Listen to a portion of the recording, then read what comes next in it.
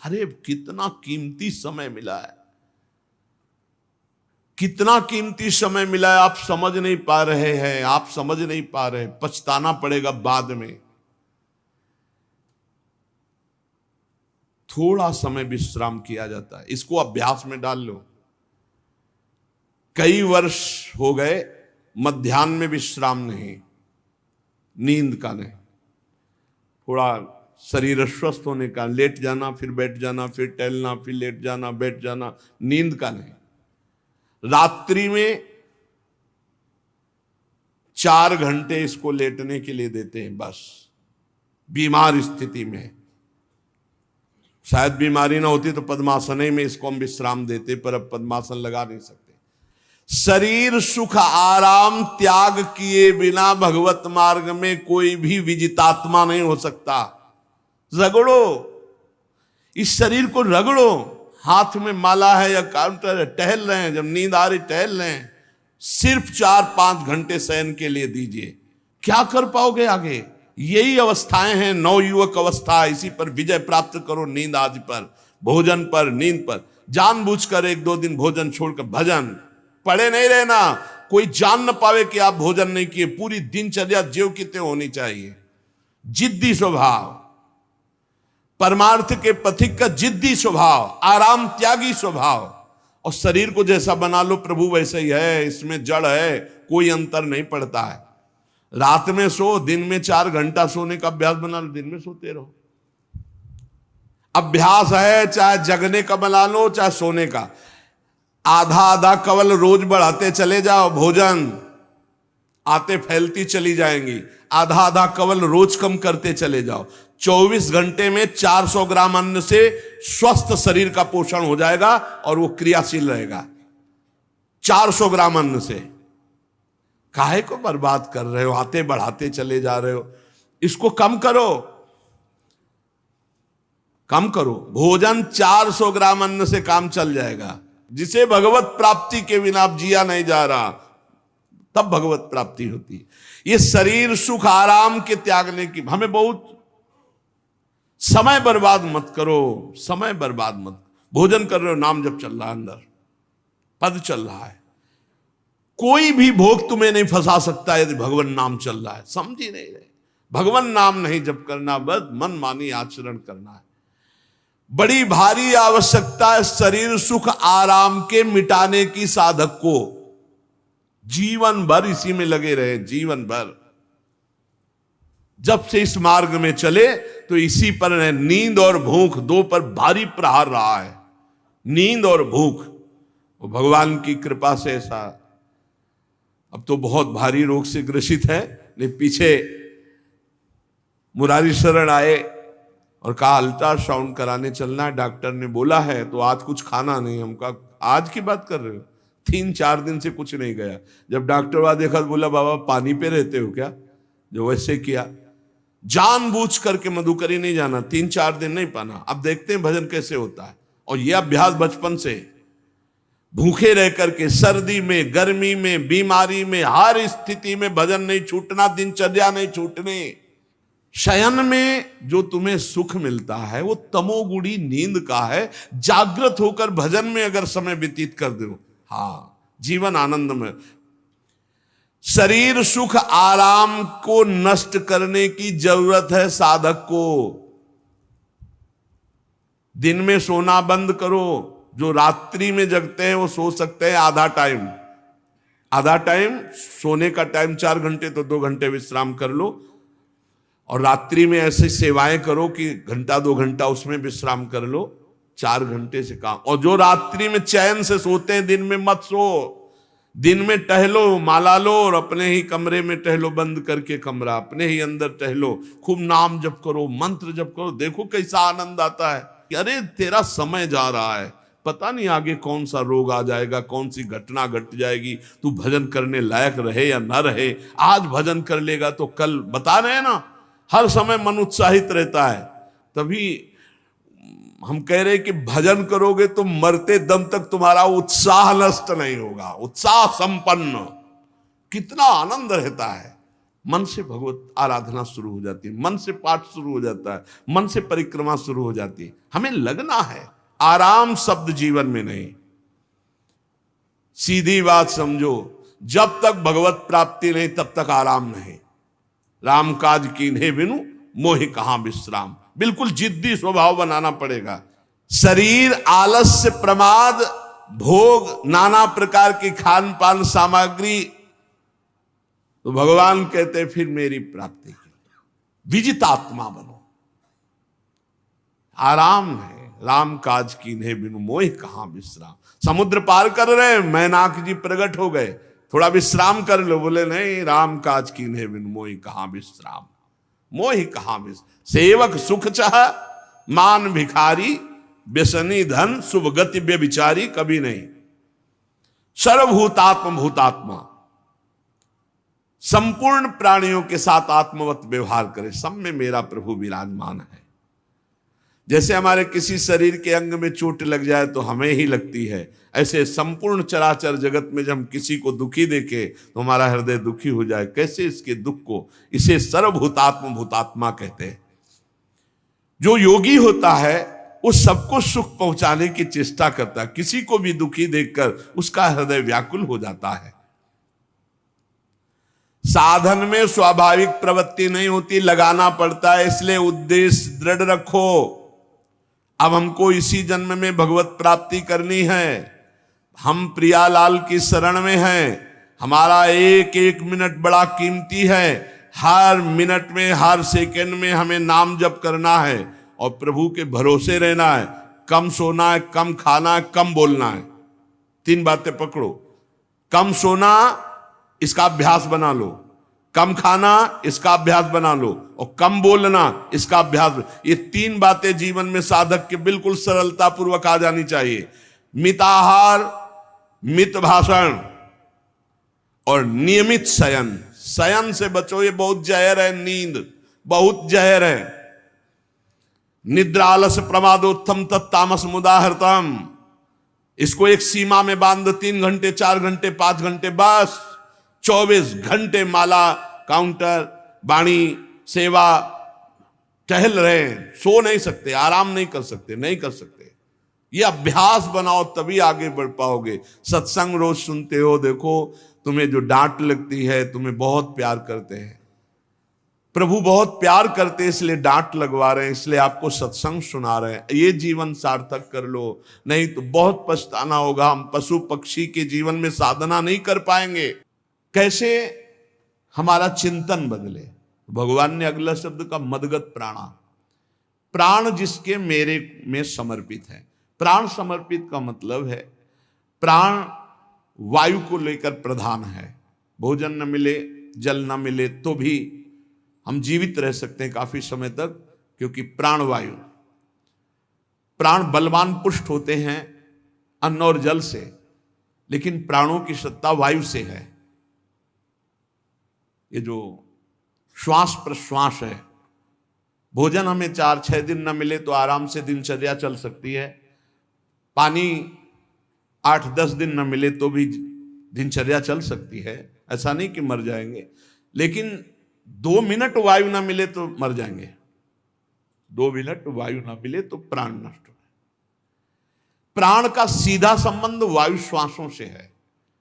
और प्रभु को प्राण समर्पित करने का मतलब हर श्वास नाम जप करना। मदगत प्राणा। हम पानी भी पिएंगे, भोजन भी पाएंगे तो प्रभु को समर्पित करके, और हर श्वास नाम जप करेंगे तो ये मदगत प्राणा होगा। मत चित्ता, निरंतर चिंतन करने के लिए हमें प्राणों को समर्पित करना होगा। हमारे प्राण समर्पित हैं, हम प्रसाद के द्वारा प्राणों का पोषण करेंगे और हर श्वास प्रश्वास में नाम जप।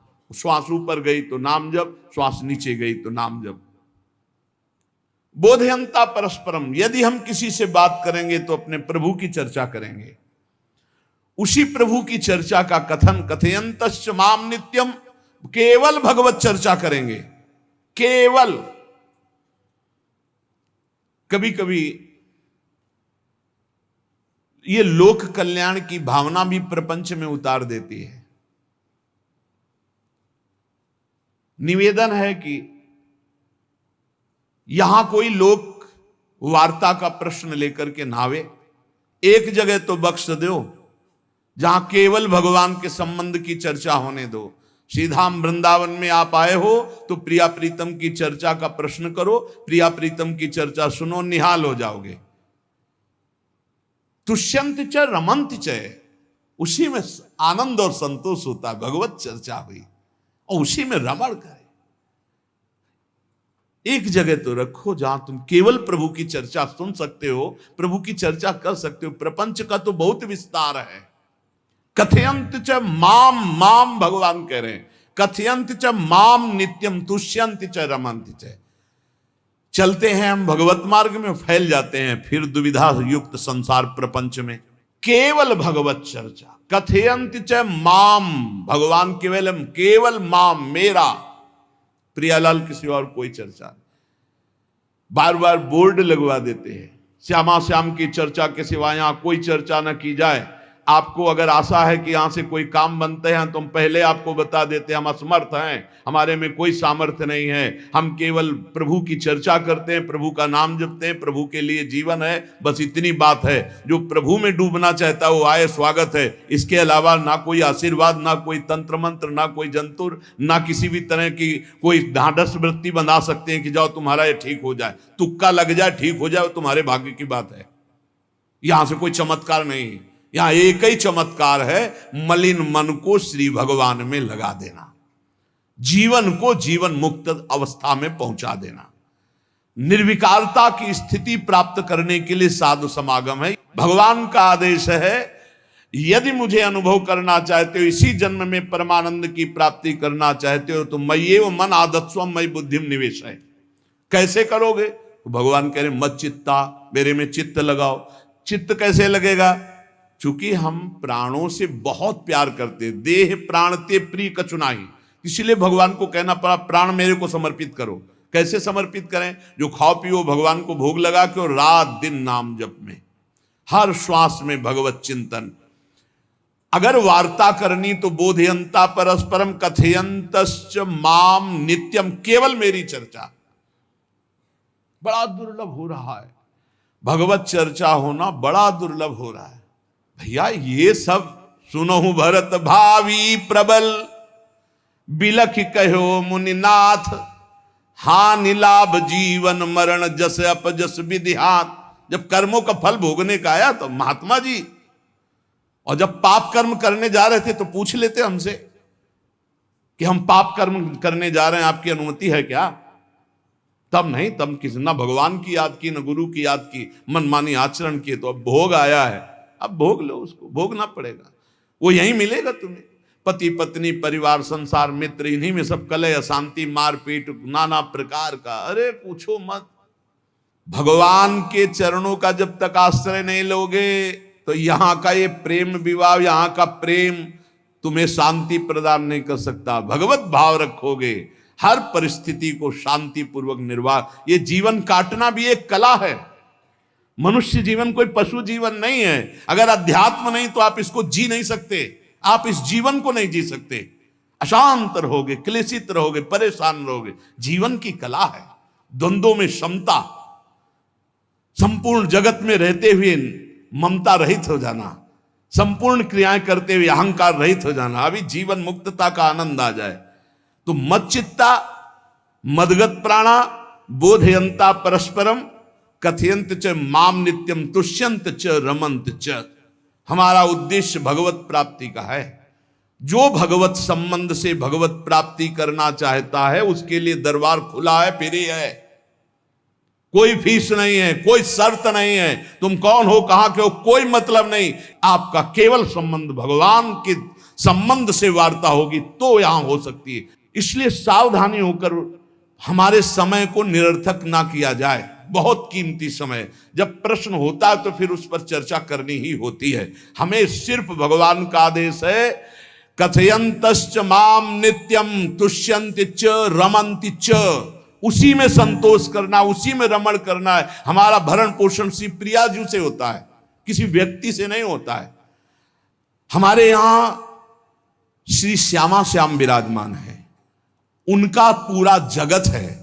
तुम्हारी बुद्धि में मेड़ है, भेदभाव है, उनके लिए भेदभाव नहीं। सब मम प्रिय, सब मम उपजाए, तो हम अपने स्वामी के अनुसार चलेंगे। सब मेरे प्राणनाथ श्यामा श्याम के जन है, कोई भी हो, इतना ना छोटा ना इतना बड़ा, ना इतना प्रिय ना इतना अप्रिय, सब बराबर है। एक तरफ चाहे गुणात्मा, गुण से युक्त महात्मा, और एक चाहे दुरात्मा, दुर्गुणों से युक्त, दोनों को ऐसे दुलार करके श्री जी की तरफ बढ़ाने वाला मार्ग, ये मार्ग यहाँ का है। कथयंत माम नित्यम तुष्यंत च रमंत च तेषाम सतत युक्ता नाम भजताम प्रीति पूर्वकम।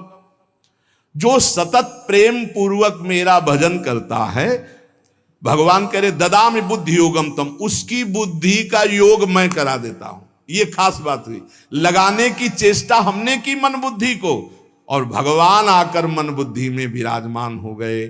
तेषामेवानुकंपार्थ महमज्ञानजम तमहा नास्यात्म्यात्म भावस्थो ज्ञान दीपेन भास्वता।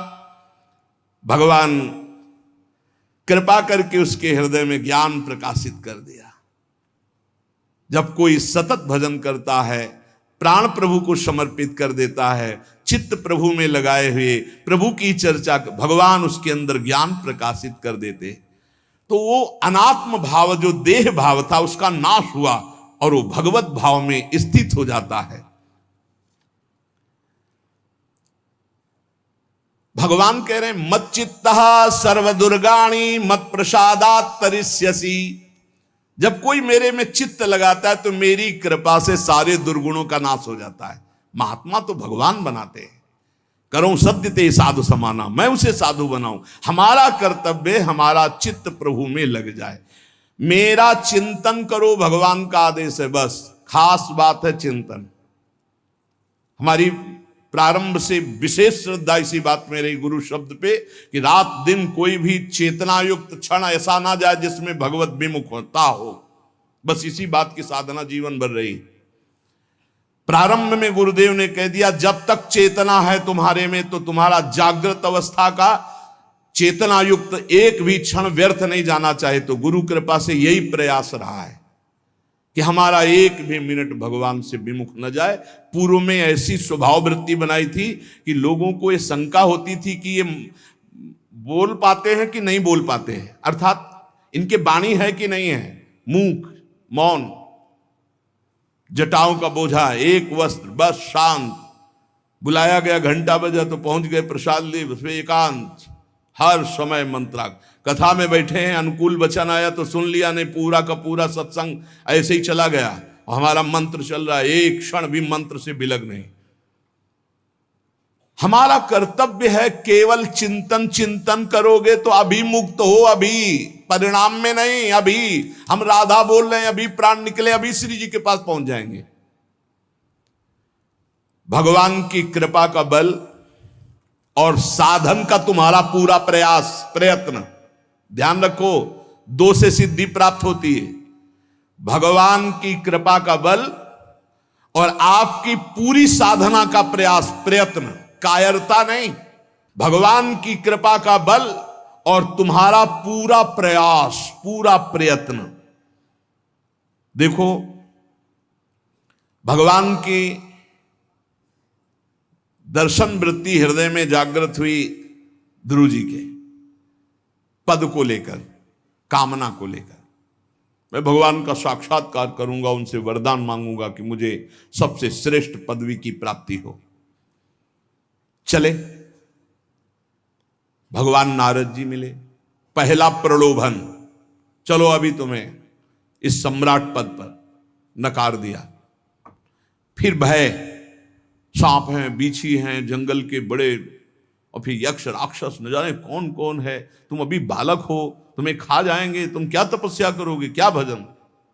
नहीं, इससे भी नहीं टिके। कुछ भी हो, कदम वापस नहीं जाएंगे, अब तो हरि की प्राप्ति। तो गुरु मंत्र दे दिया।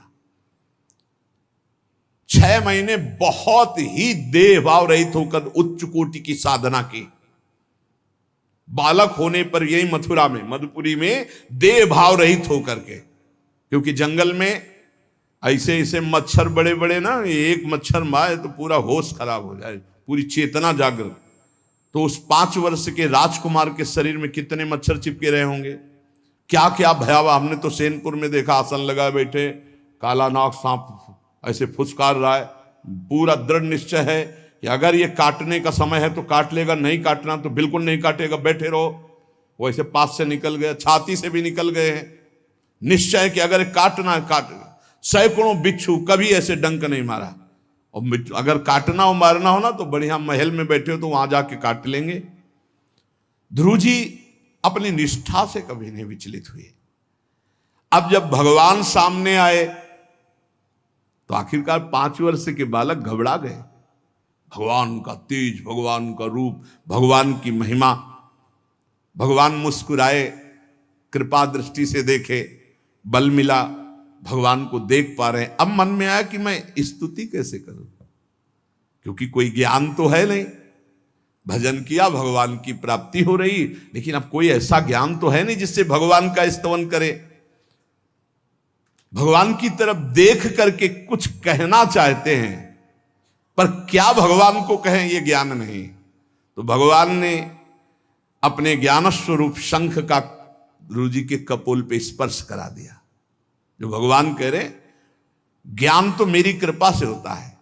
अभी पीछे इस श्लोक में भगवान ने कहा, तेसा मेवानुकंपार्थ महमक ज्ञानजम तमः नाशयाम्यात्म भावस्थो।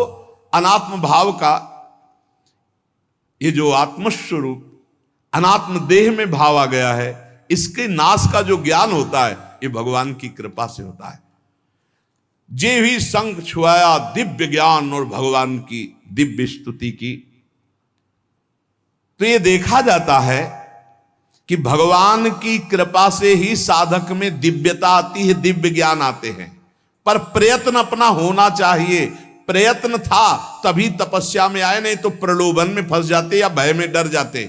ना प्रलोभन में फंसे चक्रवर्ती सम्राट पद देने पर, और ना भय में फंसे कि सांप बिच्छी और सिंह खा जाएगा, इससे भयभीत नहीं हुए। और प्रयत्न इतनी जोर का किया, आप भागवत में पढ़ लीजिए, देह भाव रहित होकर कितना कठोर तप, 6 महीने में भगवत साक्षात्कार।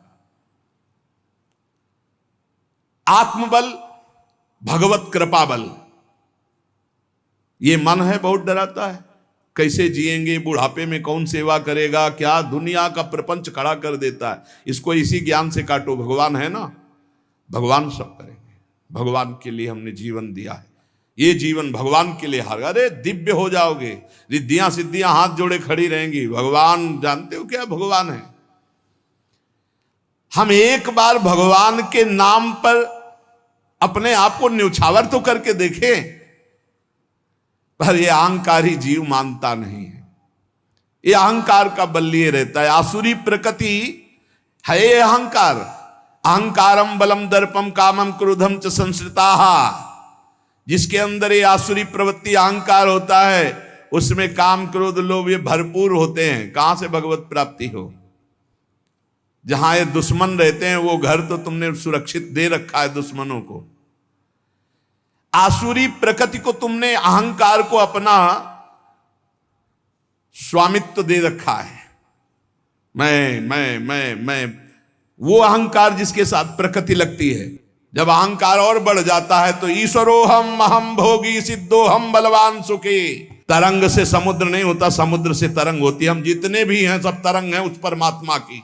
वायु विकार नष्ट हुआ, समुद्र में ही लीन हो गए, ये बात है। लेकिन एक तरंग समुद्र नहीं पैदा कर सकती। एक सूर्य चमक रहा, कोई बंद के सूर्य दूसरा चमक के दिखाए। बहुत सावधानी से उपासना करो।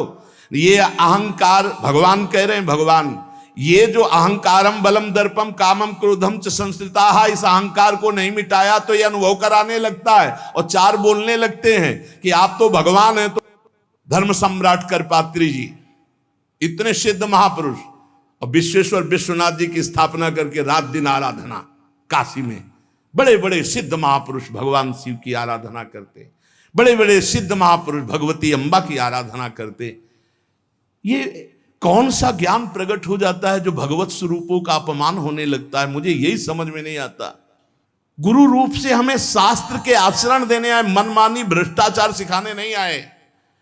आज तक कभी कहीं भी भगवत स्वरूपों का अपमान महापुरुषों द्वारा नहीं हुआ।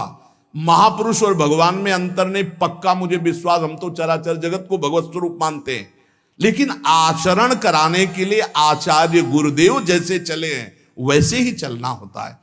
सदैव संतों ने अपने को अधम और तुच्छ और नीच कहा है। हनुमान जी जैसा कोई ज्ञानी, महाबली, कोई त्यागी, कोई ब्रह्मचारी, बैरागी, हनुमान जी जैसा कोई त्रिभुवन में द्वितीय हुआ हो तो बता दो। अतुलित बलधामम हेम शैलाभदेहम दनुजवन कृशानुम ज्ञानिनाम अग्रगण्यम। अरे जय गिर चरण दे हनुमंता चले उसगा पाताल तुरंता, हजार हजार को पकड़ के कछु मारिस कछु मर्दिस कछु मिले से धर धूरी।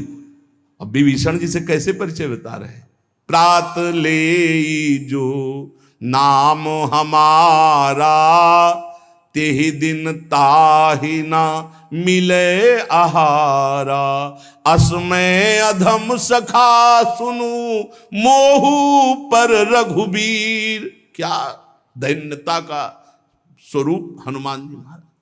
भगवान से जब हनुमान जी मिल रहे तब उनसे प्रभु आप पूछ रहे हो कि तू नाथ एक में मंद मोह बस, ज्ञानी नाम अग्रगण्यम, एक में मंद मोह बस, कुटिल हृदय अज्ञान, पुनि प्रभु मोहि विसारेऊ, दीन बंधु भगवान। जय प्रणतारित भंजन, चरणों में लौट गए हनुमान जी महाराज। सबरी जी भगवान सामने बैठकर स्तुति करते हैं। जो नवधा भक्ति है वो उपदेश नहीं है, सबरी जी की स्तुति है। ये सब भक्ति सबरी जी में विराजमान, क्योंकि उसी समय सबरी जी भगवत धाम जाती है तो उपदेश तो उसको दिया जाता है जो आचरण में उतारे। सबरी जी तो सिद्ध महापुरुष अभी भगवत धाम जा रही भगवान के सामने ही। वो क्या कहती, अधम ते अधम अधम अति नारी, तीन मह में मति मंद अघार। हरिवंश महाप्रभु, क्वाहम तुच्छ परम अधम प्राण्य हो गर्ह कर्मा, यत नाम स्फुरति महिमा हरेश वृंदावनस्य। इन सब बड़े बड़े आचार्य महापुरुषों ने भगवान की दास्ता स्वीकार करके, जीवन अर्पित करके, आचरण करके दिखाए। जहां ये आसुरी अहंकार होता है तो ईश्वरोहम महम भोगी सिद्धोहम बलवान, ये सिद्धावस्था नहीं है, ये तमोगुणी आसुरी अहंकार का परिणाम है जो ये दिखाई देता है भगवत स्वरूपों का अपमान करके। नहीं, यद्यपि अभेद है वो महापुरुष शिव और वो अभेद है, पर आचरण जब करेगा तो स्वामी और सेवक का करेगा। काशी नगरी सिद्धों की नगरी है, ज्ञानियों की। देखा बड़े बड़े सिद्ध परमहंस जाते हैं शंकर जी के दर्शन करने, विश्वनाथ जी के, तो जिनके कमंडल भी नहीं, दिगंबर है ना, तो वो भी ऐसे हाथ उठा के नमः पार्वती पते, और बस ऐसे सर झुकाए खड़े रहते हैं। जल भी नहीं है, पत्र भी नहीं है, ऐसे वो हम सब खड़े खड़े घंटों खड़े रहते। तो वहां के शिव पार्षदों से ऐसा करुणा में प्रेम हो गया था कि वो हमें नहीं हटाते थे, तो एक कोने में घंटों खड़े रहते थे और दर्शन करते रहते थे भगवान विश्वनाथ जी। तो जैसे ऐसे अवधूत आते, न कोई जल का कमंडल है, न कोई पत्र है, न पुष्प, नजदीक गए और नमः पार्वती पते हार हार महादेव, बस सर झुकाए, ये है। और स्वयं शिव स्वरूप है, इतना अंतर नहीं ब्रह्मबोध में। भक्तों में भी कभी कभी आम प्रकट होता है, वो वाणी से आपको दिखाई देगा, लेकिन वो आसुरी अहंकार नहीं होता। ध्यान रखना, ये उनका भागवतिक बल होता है, ये आसुरी अहंकार नहीं होता। जैसे जनक जी की सभा लगी हुई है, भगवान श्री राम लक्ष्मण जी विराजमान है विश्वामित्र जी के समीप बड़े सौम्य भाव से। जनक जी महाराज ने देखा कि बड़े बड़े वीर आए, पर धनुष यज्ञ में धनुष को अजगों को कोई उठा ही नहीं पाया, खंडन की तो बात जाने दो। रावण बाणासुर आया, आरती प्रणाम करके चले गए। अब आशा ही खत्म हो गई, कोई उठाने वाला ही नहीं, तो उन्होंने उनका वीर विहीन मही मैं जानी। अब मैं आज जान गया कि पृथ्वी वीरों से रहित हो गई। अगर मैं ऐसा जानता कि इस भूमंडल में कोई वीर ही नहीं अजगों का खंडन करने वाला, तो मैं ऐसा प्रण नहीं लेता, मेरी जान की कुंवारी रह जाएगी। ऐसे विकल होके वीर विहीन मही मैं जानी।